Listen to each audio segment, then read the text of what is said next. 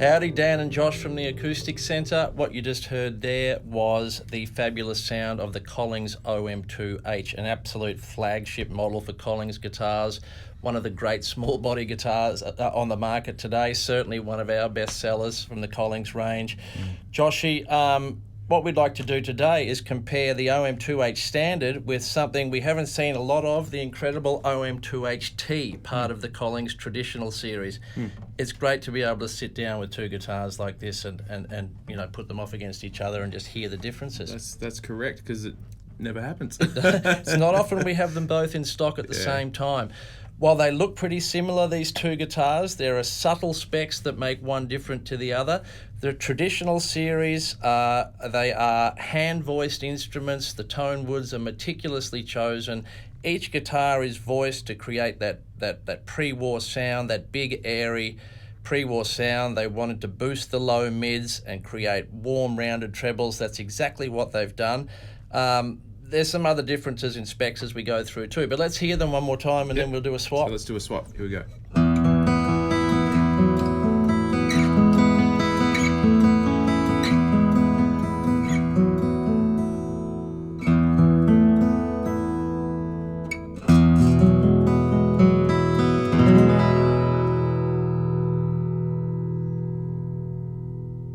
Love the overtones in that one too. Yep, beautiful overtones, guitar. swapping guitars. Let's go straight into the OM2H-T.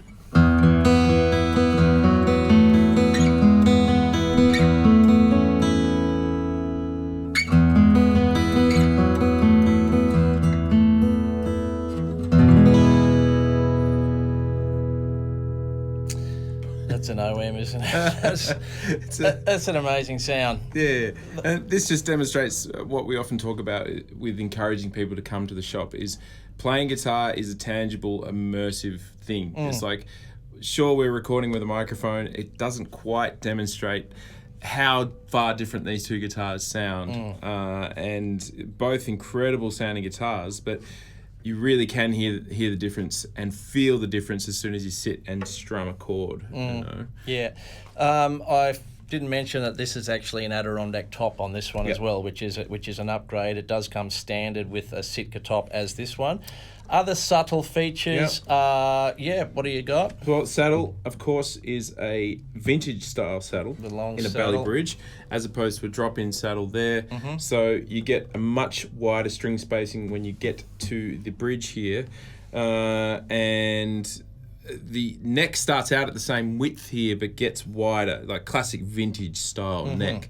So both 1 11/16, vintage style on the back. And this neck is more like a modern neck. It remains the same depth all the way to the top and pretty much the same width all the way to the top as well. Yeah, both what you'd call a very soft V. Lovely shape. I love the slightly narrower nut width than you see on a lot of OMs. It's just a great guitar to play.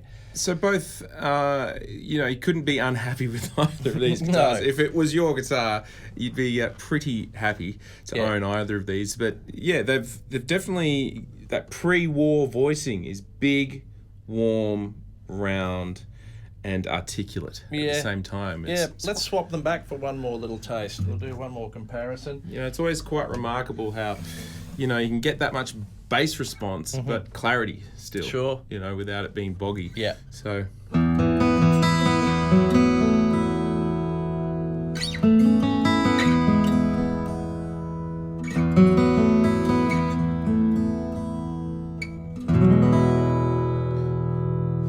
Just want to write soundtracks with that guitar. Lovely piano chime on it. Super articulate guitar with lots of clarity.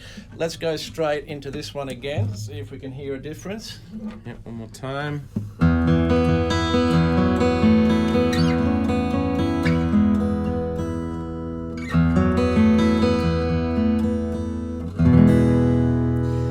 Do you think one of these guitars would suit a certain player over another?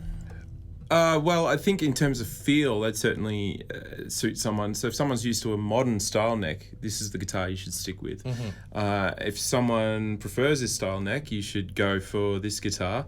I think that this guitar, in terms of clarity, is just an accuracy, an articulate the articulateness of that guitar.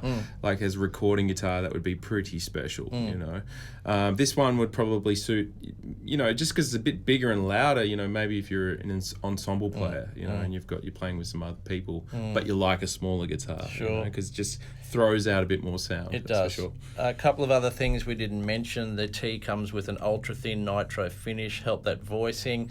Wider string spacing as well, which is harkening back to the vintage specs. Otherwise, remarkable what they can do just by voicing, isn't it, with bracing and timbre choice? Because essentially the same scale length, same body shape and depth, but a few subtle changes that's completely changes the voicing of the guitar, you know. Beautifully done, Joshy. Two beauties. Lovely to have them both in stock. I think that's about it. Can you take us out with a few chords? Yeah.